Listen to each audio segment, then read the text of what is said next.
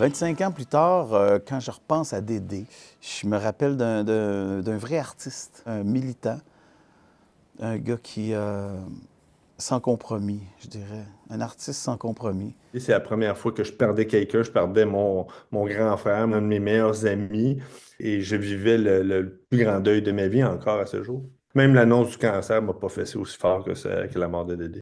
C'est clair que la détresse, la maladie mentale, il y avait beaucoup de points en commun. On avait des grandes discussions là-dessus. On se comprenait peut-être un peu trop, tu sais. C'est ce qui m'a peut-être aidé à son décès, à moi, à aller mieux puis à aller chercher de l'aide. Il y avait à la fois une espèce de mélange musical très particulier, puis de façon très, comment dire, contrastée. Le contraste est tel que tu ne peux qu'être marqué.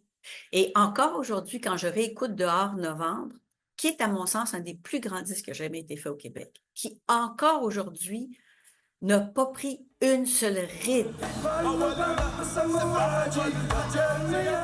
Je pense qu'une partie de son talent aussi, c'était de s'entourer de toute une gang aussi, parce que les colocs, c'était pas juste un groupe de musique non plus, il y avait vraiment un foisonnement culturel autour de ce band-là. Puis lui donner la guitare, lui placer les doigts, puis lui faire...